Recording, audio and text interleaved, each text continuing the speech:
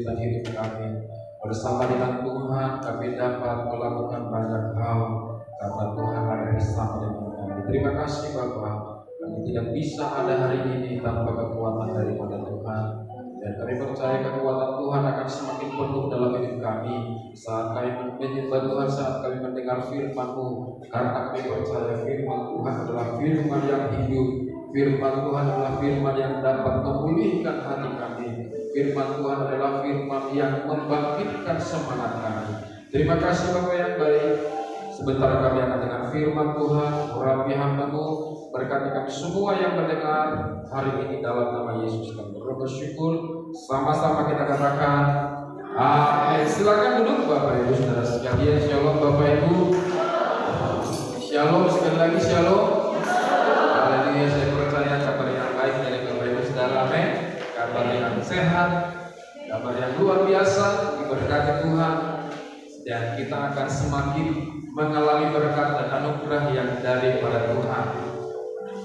Minggu ini merupakan minggu ketiga ya dari bulan Januari. Tidak terasa Bapak Ibu Saudara, kalau kita sudah akan memasuki bulan Februari lagi nanti, semua karena anugerah dan kasih Tuhan dalam hidup kita. Saya mengajak kita membaca Alkitab dari Matius pasalnya yang ke-6, ayatnya yang ke-19 sampai 24. Matius pasal 6, ayatnya yang ke-19 sampai 24. Matius pasal yang ke-6 ayat 19 sampai dengan 24. Saya membaca ayat 19, Bapak Ibu Saudara, ayatnya yang ke-20. Kita bergantian sampai ayat 24. Matius pasalnya yang ke-6 ayat 19. Janganlah kamu mengumpulkan harta di bumi ngengak dan karat merusakkannya, dan pencuri membongkar serta mencurinya.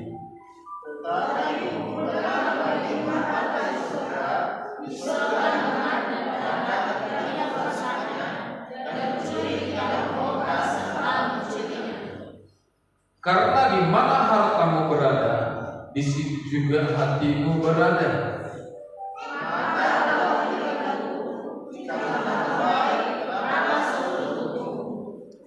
Jika matamu jahat, gelaplah seluruh tubuhmu.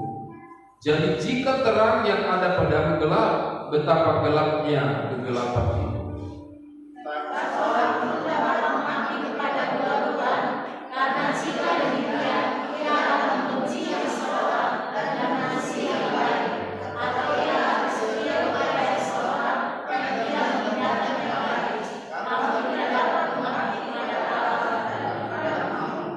Sekali lagi kita baca ayat yang ke-24. 1, 2, 3 iya. Tak seorang pun dapat mengabdi kepada dua tuan, karena jika demikian ia akan membenci yang seorang dan mengasihi yang lain, atau ia akan setia kepada yang seorang dan tidak mengindahkan yang lain. Kamu tidak dapat mengabdi kepada Allah dan kepada Mammon. Saya sangat tertarik Bapak Ibu Saudara sekalian menyampaikan dari ayat 24 kepada kita. Sekali lagi saya baca. Tak seorang pun dapat mengabdi kepada dua tuan, karena jika demikian ia akan membenci yang seorang dan mengasihi yang lain, atau ia akan setia kepada yang seorang dan tidak mengindahkan yang lain. Kamu tidak dapat mengabdi kepada Allah dan kepada Mammon. Apa itu Mammon, saudara? Mammon itu adalah uang. Alkitab berkata kita tidak bisa mengabdi kepada dua tuan. Dan tuan yang satu itu disebutkan sebagai Tuhan Allah kita. Dan tuan yang satu lagi disebutkan sebagai Mammon atau duit atau harta. Maka dikatakan dalam ayatnya yang ke-21. Sama-sama kita baca ayat ini Bapak Ibu. Ayat 21, 1, 2, 3 iya. Karena di mana hartamu berada, di situ juga hatimu berada. Ini nggak bisa dibohongi, saudara. Di mana hartamu berada, di situ juga hatimu berada. Maka Bapak Ibu Saudara sekalian, saya memahami Dalam hidup ini kita tidak bisa memberikan porsi kasih kita sekaligus dengan porsi yang sama. Maka Bapak Ibu, mustahil ada seorang suami yang punya 2 orang istri dan dia bilang, aku adil memperlakukannya. Kira-kira betul nggak itu Bapak Ibu? Nah, betul. Atau ada satu istri misalnya, 2 suaminya, bisa nggak dia memberikan porsi cintanya pada 2 laki-laki ini secara bersamaan dan porsinya sama secara sekaligus? Tidak mungkin. Maka ayat ini menjelaskan kepada kita, tidak mungkin kita bisa mengabdi kepada Allah dan kepada mamon atau kepada harta kita. Bapak Ibu Saudara sekalian, dunia ini adalah dunia yang berbicara mengenai duit. Motto dunia berkata, ada duit semua urusan lancar. Ada duit semua persoalan beres semuanya. Dunia berkata kita harus punya uang sebanyak-banyaknya.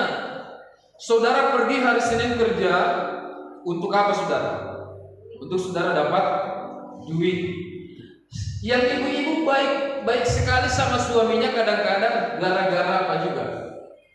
Gara-gara duit juga. Dikasih banyak uang, baik dia. Dikasih kopinya, dikasih makanannya langsung di depan suaminya. Tapi begitu suami nggak ada uang, masihkah istri membuatkan kopi? Masih kira-kira ibu-ibu? Masih. Kalau ibu-ibu tidak terima lagi uang dari suami, ngomongnya sama suami masih baik? Masih. Ibu Gembala bilang sedikit. Ada yang ragu-ragu juga, betul nggak ya? Kalau semuanya diukur dengan duit, saudara, berarti kita sama saja dengan dunia. Karena dunia ini mengejar duit, mengejar uang. Semua urusan tadi beres kalau ada uang. Semua persoalan menurut dunia, semua akan berjalan dengan baik oleh karena uang. Maka semua orang, saudara, bergerak setiap hari, setiap menit, setiap detik. Banyak karena faktor uang. Mereka bekerja, mencari duit sebanyak-banyaknya. Sudah banyak duit masih kurang. Sudah banyak duit, sudah banyak uang, sudah banyak harta, masih kurang lagi. Masih kurang. Itulah saudara kalau tidak di dalam Tuhan. Maka dunia adalah terbalik dengan apa yang sistem dibangun oleh Tuhan. Begitu saudara mencintai dunia, maka saudara akan otomatis tertarik dan kemudian meninggalkan Tuhan. Tuhan dengan dunia atau Tuhan dengan kekayaannya ibaratkan 2 tuan yang berbeda. Kalau saudara mengejar dunia, otomatis saudara akan meninggalkan Tuhan. Dan kemudian kalau saudara makin mencintai dunia, saudara akan makin diajarkan untuk membenci Tuhan. Tapi saat saudara mengejar Tuhan, Tuhan juga mengajari saudara bagaimana supaya saudara mendapatkan uang. Maka Tuhan tidak mengajarkan kepada kita hidup malas. Tuhan tidak mengajarkan kepada kita hidup tanpa bekerja. Tuhan tidak mengajarkan kepada kita setiap saat kita penyembahan, kemudian menangis, menyembah, berdoa setiap hari, setiap saat, dan kemudian tanpa kita bekerja. Maka perhatikan saudara, saat saudara mengejar materi, maka biasanya orang yang kejar materi akan otomatis meninggalkan Tuhan perlahan-lahan. Itu yang dimaksud, kita tidak sanggup, kita tidak akan bisa mengabdi kepada 2 Tuhan. Yang pertama adalah Tuhan Allah kita, dan yang kedua adalah Mamon. Kenapa saudara? Karena uang itu beda tarikannya dengan apa yang disebutkan dengan firman Tuhan. Tuhan itu berbeda, saudara, mengajarkan kita tentang uang dibandingkan dengan dunia ini mengajarkan kita tentang uang. 2 Timotius pasal yang keempat ayatnya yang ke-10. Sebelum kita membaca ayat ini, saya menjelaskan kepada kita apa itu mengabdi. Mengabdi itu saudara, kalau saudara kenal dengan istilah abdi negara. Abdi negara itu biasanya siapa yang disebutkan? Polisi, tentara, baru apa lagi? Angkatan-angkatan yang membela negara itu disebut sebagai abdi negara. Kira-kira istri kita sebut enggak mengabdi bagi kita? Gimana Bapak-bapak? Tidak? Apakah suami tidak mengabdi kepada istri atau istri yang mengabdi kepada suami? Kalau istri yang cari uang banyak, berarti istri sedang mengabdi kepada suami. Kalau suami yang banyak mencari uang, istri nggak ngapa-ngapain, istri hanya shopping saja, ngonten saja, walaupun nggak dapat dolar dia, berarti sang suami sedang mengabdi kepada istri. Kalau dua-duanya bekerja keras, berarti sama-sama mengabdi, saudara. Istrinya mengabdi kepada suaminya, suaminya mengabdi kepada istrinya. Yang bagus itu yang mana, Bapak Ibu? Sama-sama mengabdi dua-duanya. Jadi kalau misalnya di rumah itu yang paling sibuk itu adalah sang suami, berarti suami sedang mengabdi kepada istri. Tapi kalau suami juga sampai disuruh-suruh, sampai dimarah-marahin, sampai direpet-repetin, berarti suami itu apa, saudara? Dibawa ketiak istri, diatur-atur, disuruh-suruh, beli garam lah, beli sampo lah, mau mandi dia, belikan sampo sana 2 biji, belikan. Kemudian asal ada perkara-perkara kecil saja pun disuruh-suruh terus. Memang Bapak Ibu Saudara, penyakit dari seorang perempuan atau ibu-ibu, kalau kita sudah mau sekali pasti disuruhnya lagi, ini lagi, ini lagi, ini lagi, sampai kadang-kadang suami berkata, emangnya saya pembantu di sini. Jadi ibu-ibu juga harus mengerti bahwa bapak-bapak bukan pembantu. Amin ibu-ibu. Tapi ibu-ibu harus banyak dikasih uang. Amin. Mata duitan mas. Belum berubah juga. Mau banyak dikasih uang, mau sedikit dikasih uang, tetap cintai suami. Amin ibu-ibu. Tetap kasih suami karena bukan diukur oleh uang. Maka mengabdi itu, saudara, adalah budak hamba. Kenapa dikatakan kita tidak bisa mengabdi kepada dua tuan sekaligus? Karena ini bicara mengenai hamba, budak yang dikuasai oleh Tuhan. Misalnya kalau kita mengabdi kepada Tuhan, kita dikuasai oleh Tuhan. Atau kita mengabdi kepada uang, uang akan menguasai kita. Mana yang betul, saudara? Kita yang menguasai uang atau uang yang menguasai kita? Kita yang menguasai uang, bukan uang yang menguasai kita. Bagaimana maksudnya uang menguasai kita? Asal ada uang kita mau beli ini, beli itu, dan lain sebagainya. Supaya ada uang kita kerjakan hal-hal yang tidak wajar, hal-hal yang tidak halal, dan lain sebagainya. Yang penting ada uang. Itu artinya, saudara, kita telah diperbudak oleh uang. 2 Timotius pasal yang keempat ayatnya yang ke-10. Ada seorang hamba Tuhan yang jatuh karena cinta uang, mencintai dunia. Sama-sama kita baca Bapak Ibu Saudara 1, 2, 3 ya. Karena Demas telah mencintai dunia ini dan meninggalkan aku. Ia telah berangkat ke Tesalonika, Kreskes telah pergi ke Galatia, dan Titus ke Dalmatia. Dalam kalimat yang pertama dikatakan, karena Demas telah mencintai dunia. Siapa Demas, saudara? Demas itu disejarahkan dengan Lukas nanti dalam Alkitab. Dan Demas itu juga pelayan daripada Tuhan, dan kemudian dia melayani Tuhan bersama dengan Rasul Paulus. Dan kemudian Paulus berkata kepada Timotius, karena Demas telah mencintai dunia ini. Dalam bahasa aslinya, saudara, kata mencintai itu adalah agape, mengasihi dengan sungguh-sungguh, memberikan hatinya dengan sungguh-sungguh, memberikan perhatiannya dengan sungguh-sungguh, yang mencintai dunia dan kemudian telah meninggalkan pelayanan. Kalau hamba Tuhan saja, saudara, bisa jatuh dalam uang, dalam dunia, dalam semua kenikmatan dunia, apalagi lah kita jemaat biasa. Kalau yang bersama-sama dengan Paulus saja pernah berkata, aku meninggalkan pelayanan karena aku telah mencintai dunia ini. Dia terlalu, saudara, melihat kenikmatan-kenikmatan dunia itu sampai dia meninggalkan Tuhan.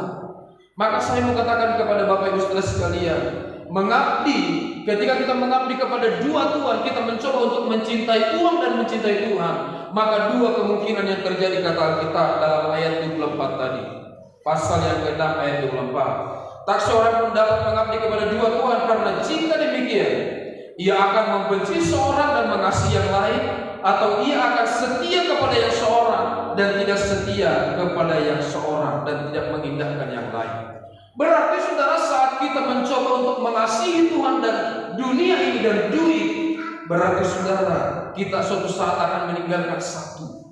Apakah kita meninggalkan Tuhan, ataukah kita meninggalkan dunia dan kemudian mengikuti Tuhan dengan sungguh-sungguh? Dan dua hal ini saudara, begitu bergumul kita dalam hati kita, supaya kita benar-benar mengasihi Tuhan dengan sungguh-sungguh. Berarti Bapak Ibu Saudara sekalian, apa yang menjadi musuh Tuhan dalam diri seseorang sebenarnya bukan berhala, bukan datu, bukan dukun, tapi yang menjadi musuh yang paling utama bagi Tuhan dalam diri kita, yang menjadi saingannya adalah duit, saudara, adalah uang. Dan itu kita kerjakan setiap hari, cari duit kita setiap hari, cari cuan kita setiap hari, cari uang kita setiap hari. Dan hati-hati saudara, ketika kita sudah mencintainya lebih daripada mencintai Tuhan, kita harus berhati-hati. Maka saya mengatakan kepada saudara, orang yang terhalang berkatnya seringkali masalahnya karena di sini. Dia lebih mencintai pekerjaannya daripada mencintai Tuhan. Dia lebih mencintai apa yang dikerjakannya, apa yang diusahakannya daripada mencintai Tuhan. Dia berkata, aku tidak mungkin tinggalkan ini karena disinilah nyawaku. Aku tidak mungkin meninggalkan ini karena ini adalah bagian daripada hidupku. Aku tidak mungkin tidak mengerjakan ini karena di sini adalah pusat dari kehidupanku. Tapi saya mau katakan kepada Bapak Ibu Saudara sekalian, banyak uang bukan berarti kita bisa hidup dengan tenang. Ada orang saudara banyak duit, dia beli mobil mewah, lalu dia punya rumah yang mewah, tinggal di komplek yang enak, tinggal di tempat yang indah, tempat yang nyaman. Tapi jamin gak saudara bisa tidur dengan nyenyak? Tidak menjamin. Kalau dia tidak tidur dengan nyenyak, lalu kemudian dia bilang, aku bisa beli tempat tidur yang harga berapapun supaya aku bisa tidur dengan nyenyak. Saya mau tanya Bapak Ibu Saudara sekalian, kalau dia punya uang, bisa gak dia beli tempat tidur yang mahal lalu kemudian dia tidur nyenyak? Kan bisa. Kalau sekalipun ada tempat tidur yang ada ayunannya langsung saudara, ketenangan itu kalau di luar Tuhan gak ada. Amin Bapak Ibu. Tapi di dalam Tuhan kita punya ketenangan, kita punya banyak persoalan, kita punya banyak problem, kita punya banyak masalah dalam hidup kita. Tapi ingat, kita masih bisa tenang. Amin. Saudara mungkin pernah merasakan suatu saat misalnya, atau mungkin yang lalu-lalu saudara pernah merasakan suatu persoalan yang tidak mungkin menurut saudara. Menurut kita menghadapi ini gak sanggup lagi. Tapi kita tetap tenang saudara dibuat Tuhan. Kita santai, enjoy. Dan kemudian kita bisa berpikir dengan tenang. Dan orang dunia saudara akan sulit mendapatkan itu. Tapi di dalam Tuhan saudara saya percaya, sekalipun banyak persoalan kita, banyak masalah kita, tapi ingat, ketenangan itu akan ada di tangan Tuhan. Amin. Ada di dalam Tuhan. Ketenangan hati kita, ketenangan jiwa ini ada pada Tuhan, tidak ada pada harta saudara.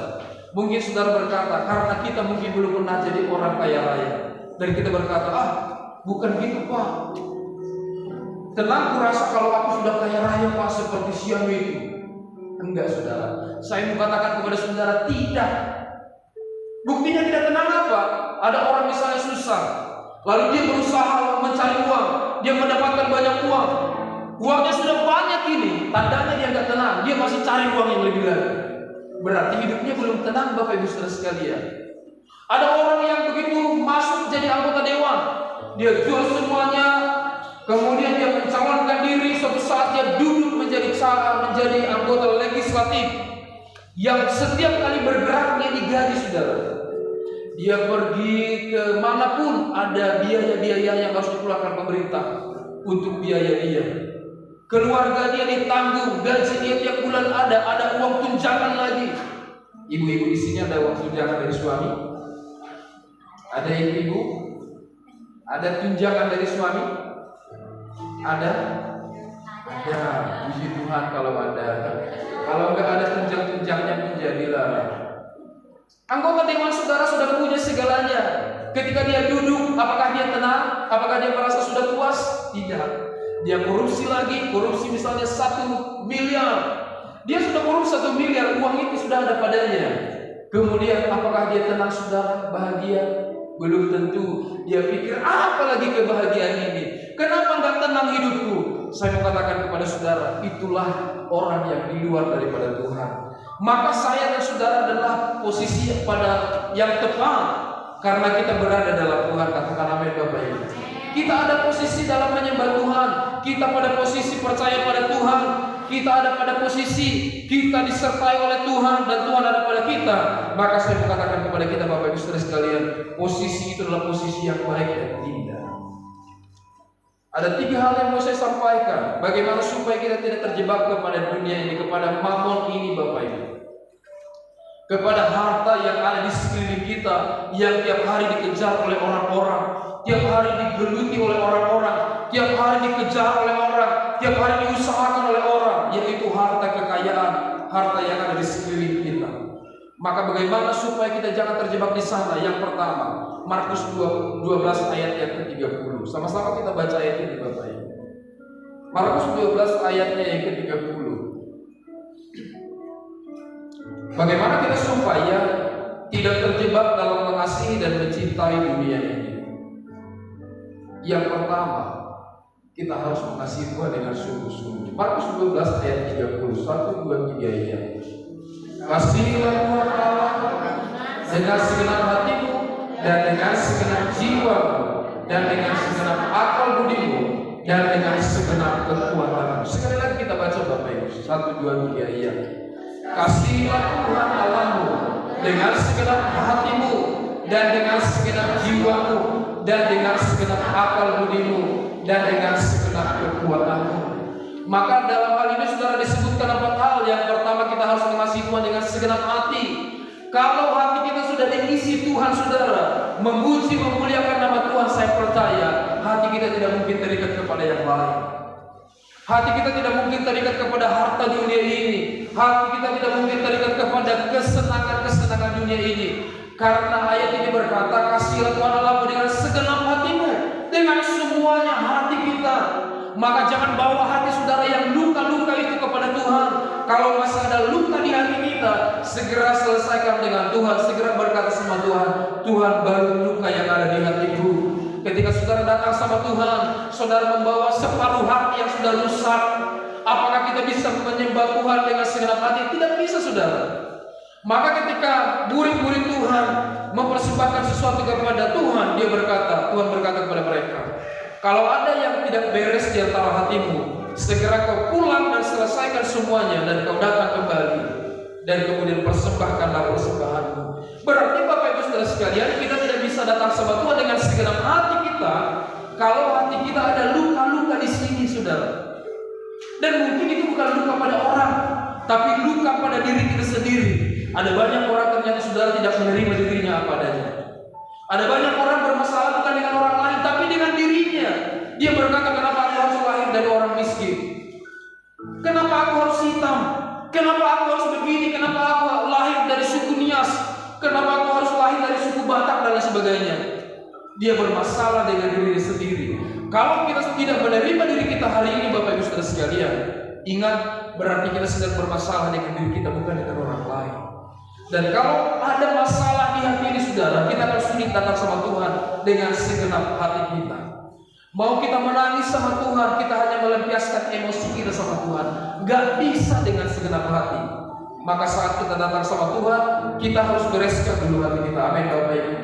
Kita bereskan hati kita buat hati kita bagus mulus, lalu kemudian kita datang sama Tuhan. Maka disitulah kita bisa datang kepada Tuhan, mengasihi Tuhan dengan segenap hati kita.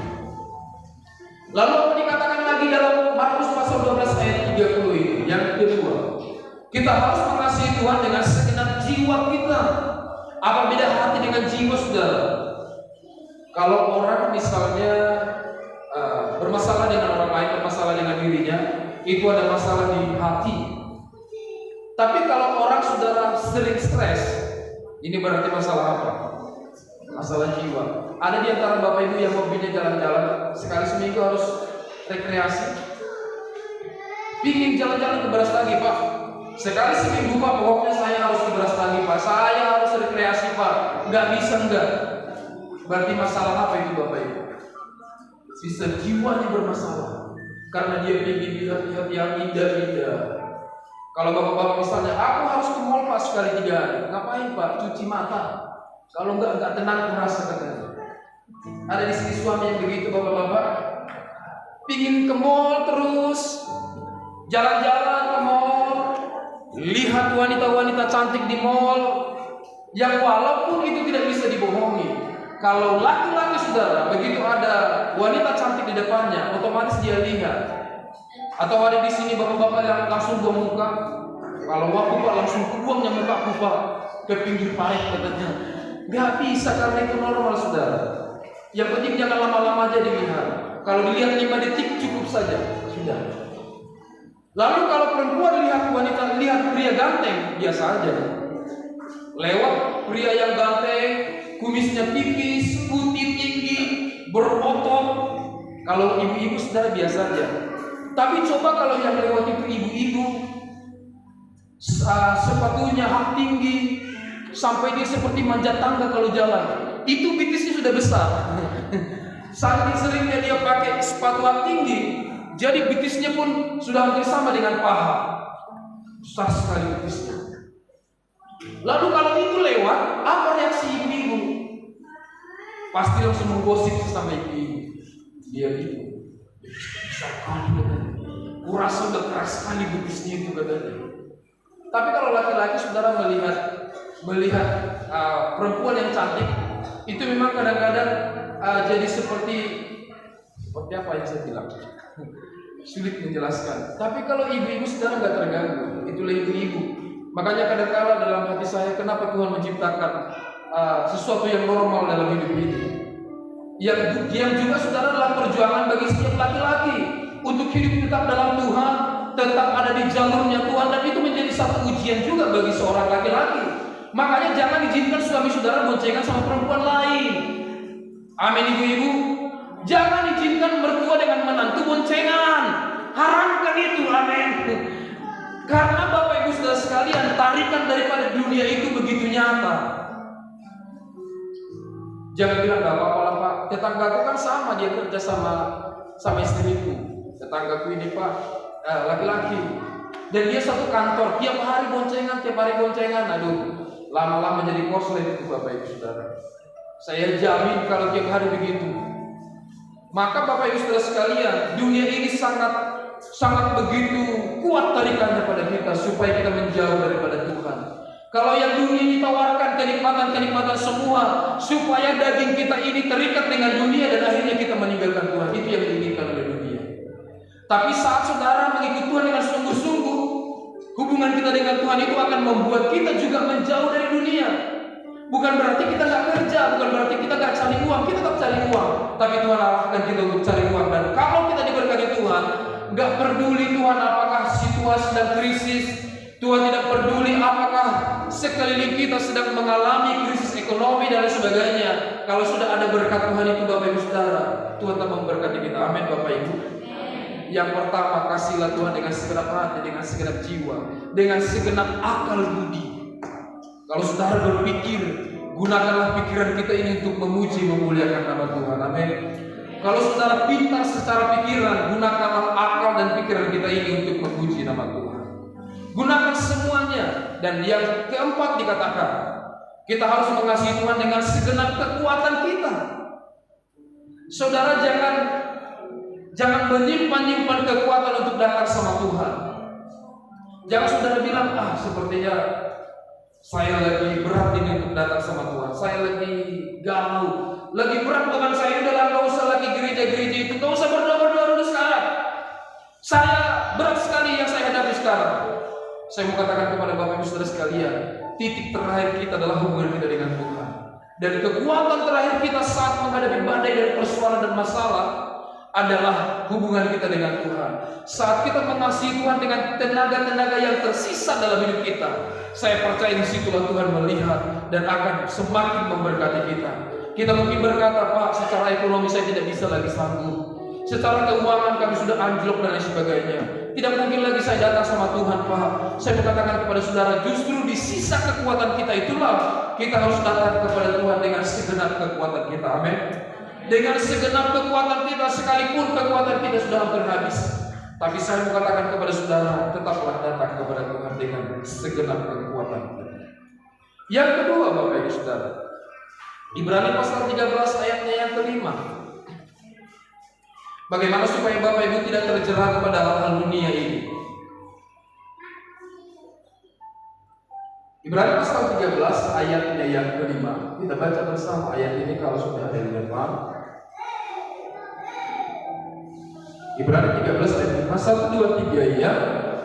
Janganlah kamu menjadi hamba uang dan cukupkanlah dirimu dengan apa yang ada padamu. Karena Allah telah berfirman, aku sekali-kali tidak akan membiarkan engkau, dan aku sekali-kali tidak akan meninggalkan engkau. Ibrani pasalnya yang ke-13 ayat 5 berkata, janganlah menjadi hamba uang.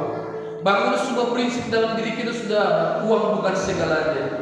Orang yang berkata uang segalanya, maka dia harus punya uang baru berusaha. Dia bilang, saya bisa buka usaha Pak kalau saya punya modal 20 juta Pak. Saya bisa buat sebuah usaha Pak kalau saya ada modal 50 juta Pak. Saya bisa buka rumah makan Pak kalau saya ada 200 juta. Saya mengatakan kepada saudara, di dalam Tuhan kadang-kadang modal dari nol pun, kalau ada berkat Tuhan, Tuhan akan buat sesuatu hal yang naik dalam diri kita. Amin Bapak Ibu. Di dalam Tuhan kalau modal dari tidak ada pun, saya percaya asal kita mau usaha saja, maka percayalah Tuhan akan kasih berkat pada kita. Maka bangunlah prinsip dalam pribadi kita masing-masing bahwa uang bukanlah segalanya, termasuk untuk modal usaha. Bukan hanya dari uang ada modal usaha saudara, tapi dari doa-doa saudara juga bisa menjadi modal usaha. Amin. Dari doa-doa kita kepada Tuhan, dari harapan-harapan kita kepada Tuhan, dari hubungan kita kepada Tuhan, itu menjadi modal kita untuk buka usaha. Adakah orang yang tidak punya uang bisa berusaha? Ada saudara. Apa modalnya? Modal kepercayaan. Karena saudara dilihat oleh pengusaha sangat semangat menjalankan usaha, bekerja dengan semangat, pengusaha bilang, ini modal 30 juta. Nanti kalau kamu untung balikkan, kalau tidak untung gak apa-apa, biar aja uang saya yang hangus. Kenapa dia bisa mempercayakan sesuatu saudara kepada orang itu? Karena dia melihat semangat yang luar biasa ada pada kita. Tapi kalau kita pun kerja saudara, kita mencabuti bulu walet, seperti sudah 3 hari gak makan, kadang-kadang tercabut sama semuanya. Mungkin gak bos kita bilang ini ada modal. Saudara kerja jaga toko misalnya, disuruh saudara ambil Indomie, saudara ambil beras. Disuruh saudara ambil minyak makan, saudara ambil gula. Mungkin gak bos saudara berkata ini modal 30 juta? Tidak mungkin saudara. Tapi kalau saudara semangat dalam pekerjaan, dia punya uang dan dia berkata ini modal 30 juta. Saudara kalau ada uang 30 juta, kira-kira apa yang saudara lakukan pertama kali? Andai kata ada orang yang beri saudara uang 30 juta, apa saudara? Bayar token listrik. Berarti sudah bunyi listrik di rumah. Kalau ada yang kasih 30 juta hari ini, bapak ibu mau buat apa? Bayar hutang, makanya nggak dikasih. Karena dia lihat hutang ini banyak kali katanya. Kalau ada 30 juta, kira-kira buat usaha apa? Misalnya ada orang yang kasih uang 30 juta ini pada saudara, kira-kira saudara mau ngapain dari 30 juta ini? Mau buat apa bu? Usaha. Kalau saya ada orang yang kasih 30 juta, saya kasih perpuluhan dulu, dan saya pasti berkati. Dan kalau saya dikasih orang hari ini 100 juta, 50 juta akan kekasih sama saudara. Bagi-bagi 1 juta satu keluarga, 1 juta satu keluarga, silakan ambil. Silakan. 100 juta dikasih. Bayangkan saudara. Kadang-kadang orang peliknya luar biasa. Kalau kau dikasih hari ini 30 juta, apa yang kau buat? Oh, langsunglah buat usaha. Semuanya untuk dirinya saudara. Kalau saya bagi 100 juta saya dapat hari ini, ku kasih bapak ibu 2 juta pun nggak apa-apa. 2 juta. Karena menghayal masih kan, menghayal saja sudah pelit. Aduh janganlah pak, nanti kalau ku kasih 500 ribu pak, udah tinggal berapa? Padahal uangnya nggak ada. Sampai kadang-kadang berantem, janganlah. Ada antara bapak sama anak, lalu kemudian mereka mau beli kerbau. Bapaknya bilang, ini uangnya belum ada. Nanti nak kalau kita ada uang kita akan beli kerbau. Anaknya bilang, aku lah naik pak. Jangan kau yang naik, aku yang naik. Kan aku bapakmu katanya, aku yang naik di kerbau itu. Anaknya bilang, aku lah Pak, kasihan sama aku, nanti kita ke ladang kelas, kita jalan jauh Pak, Bapak kan sudah biasa jalan jauh. Enggak, aku yang naik, kata bapaknya. Berantem mereka, padahal kerbaunya belum ada. Padahal uangnya juga belum ada. Jadi Bapak Ibu Saudara kalau menghayal, ya kalau Ibu ada 10 juta, kira-kira berapa Ibu kasih sama saya? 10 juta. Kalau ada 10 juta katanya 11 juta dikasih sama saya. Itu namanya tekor. Enggak ada untung. Jadi Bapak Ibu Saudara sekalian, kita harus meninggalkan semua kesenangan dunia ini. Jangan menjadi hamba uang, amin. Jangan hubungan saudara pun diatur oleh uang. Saudara hanya berteman sama orang-orang yang punya duit. Kalau ibu lihat ibu sian itu nggak berduit, nggak ibu kawani, nggak mau ibu duduk di sampingnya.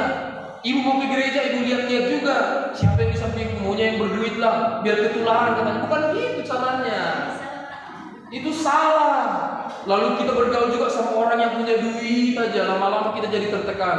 Orang punya duit, kita nggak punya duit. Kita pikir kita langsung punya duit karena kita bergaul sama orang yang punya duit. Jangan jadi hamba uang, Bapak Ibu Saudara. Jangan diperbudak oleh uang itu, amin. Saudara kalau punya keluarga yang kaya, nggak usah terlalu baik sama dia. Nggak usah bilang, ibu suara ibu bagus sekali. Aku tengok kemarin ibu ada di Reels, suara ibu mantap, keren. Padahal karena dia banyak uang. Lalu ada keluarga saudara yang susah menyanyi, suaranya bagus. Saudara bilang, suara pas-pasan aja suaramu. Gak bisa kau tampil menyanyi, gak bisa kayak gitu. Bapak Ibu Saudara sekalian, jaga hati kita, jangan jadi diperbudak oleh uang. Amin. Kalau ada pun yang memberikan sesuatu pada saudara, gak usah terlalu bangga lah. Gak usah terlalu bilang-bilang sama orang, siapa itu baik kali sama aku. Dikasih kemarin aku uang 2 juta, baik kali dia. Aduh, saya kadang-kadang Bapak Ibu Saudara sekalian, jujur saya katakan kepada saudara, kami pun sesama hamba Tuhan ini, saya kan lebih sering juga jumpa sama gembala. Kalau gembala itu bercerita tentang apa yang dikasih orang sama dia, saya juga miris juga dalam hati saya.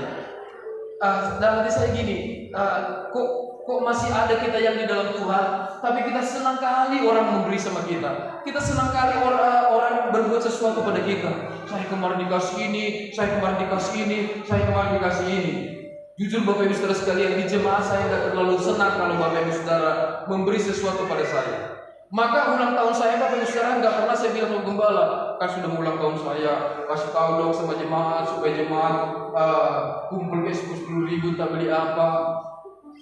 Bapak Ibu Saudara sekalian, saya selalu juga berusaha untuk menjaga hati saya, supaya jangan ada dalam prinsip saya kalau dikasih itu senang kali. Udah Bapak Ibu Saudara sekalian, seperti tadi yang saya senang.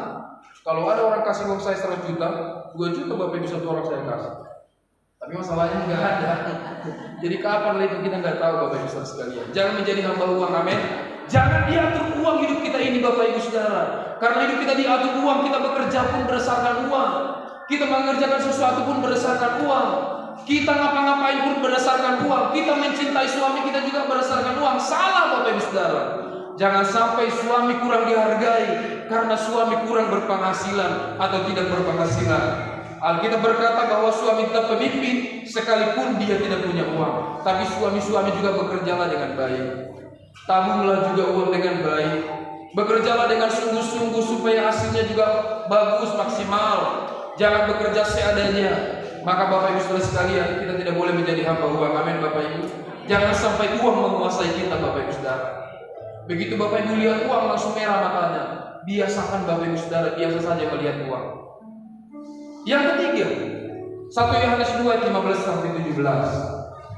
Apa yang kita lakukan Bapak Ibu Saudara supaya kita terjauh dari mengasihi dunia ini? Yang ketiga, berusahalah untuk tidak terbawa arus dunia ini. 1 Yohanes 2 pasal 2 ayat 15 sampai 17. 1 Yohanes 2 ayat 15 sampai 17. Kita baca 3 ayat ini Bapak Ibu. 1 Yohanes 2 ayat 15 sampai 17. Ayat 15 kita baca 1 2 3 ya. Janganlah kamu mengasihi dunia dan apa yang ada di dalamnya. Jikalau orang mengasihi dunia, maka kasih akan Bapa tidak ada di dalam orang itu. Ayat 16 1 2 3 ya. Sebab semua yang ada di dalam dunia, yaitu keinginan daging, keinginan mata serta keangkuhan hidup, bukanlah melainkan dari dunia. Ayat 17, 1, 2, 3. Ya, dan dunia ini sedang lenyap dengan keinginannya, tetapi orang yang melakukan kehendak Allah tetap hidup selama-lamanya. Ayat ini berkata, jauhilah keinginan-keinginan dunia. Jangan saudara menikmati keinginan-keinginan dunia. Jadi kalau saya mengatakan kepada saudara, kalau saudara lagi malas di rumah lalu kemudian malas berangkat gereja, segera saudara berangkat gereja. Kalau saudara malas, usahakan lawan keinginan daging itu. Saudara mungkin berkata, lebih enak ini Pak, sekarang lagi mendung, lebih enak tidur di rumah. Maka saya mengatakan kepada saudara, jangan mau keinginan daging ini, amin. Jangan mau kenikmatan dunia, kenikmatan daging kita ini, Bapak Ibu Saudara. Kalau kita terus menjalani hidup ini dengan berat kepada keinginan dunia, maka perhatikanlah suatu saat kasih dalam diri kita kepada Tuhan tidak ada. Dan itulah yang membuat banyak orang saya lihat sulit diberkati, Bapak Ibu Saudara. Saya tutup khotbah saya dengan sebuah ilustrasi. Kalau saya kerja di sebuah perusahaan, dan di perusahaan itu saya harus hadir setengah jam sebelum saya kerja. Saya bekerja misalnya jam 8, lalu saya harus hadir jam setengah 8. Itu saya lakukan bertahun-tahun misalnya, berpuluh-puluh tahun saya lakukan. Tapi tiba urusan ibadah, sudah urusan gereja, kita tidak buat seperti kita dalam pekerjaan. Saya mau katakan, berarti kita membuat standar dunia ini lebih tinggi daripada standarnya Tuhan. Kalau saudara lebih mengutamakan pekerjaan saudara dibandingkan dengan hal-hal rohani, berarti kita lebih mengutamakan dunia dan kemudian Tuhan. Berarti Bapak Ibu Saudara sekalian, secara prinsipnya kita berkata, aku tidak mungkin hidup tanpa aku bekerja. Aku tidak mungkin untung tanpa kukerjakan dengan baik ini. Lupa saudara bahwa sumber berkat semuanya itu adalah Tuhan, amin. Kita lupa bahwa yang memberikan pekerjaan itu juga adalah Tuhan. Dan kalaupun Tuhan membuat kita tidak bekerja di situ, saya percaya Tuhan bisa memberikan berkat-berkatnya yang luar biasa dalam hidup kita. Jangan pernah terikat dengan dunia ini, tapi terikatlah dengan Tuhan, maka Tuhan akan mengarahkan kita bagaimana kita mencari uang. Dan kalau kita terikat dengan dunia ini, terikat dengan uang, uang tidak pernah membuat kita semakin dekat dengan Tuhan. Tapi Tuhan akan semakin jauh dari kita saat kita mencintai dunia. Tapi saat saudara mencintai Tuhan dengan sungguh-sungguh, maka Tuhan arahkan berkat-berkatnya pada kita. Sesuatu yang tidak pernah kita dengar lewat telinga kita, sesuatu berkat yang tidak pernah kita lihat dengan mata kita, sesuatu berkat yang tidak pernah terpikirkan oleh pikiran kita. Itulah yang terjadi di tahun 2025 ini. Mari kita bangkit berdiri di hadapan Tuhan. Mari kita haus akan Tuhan.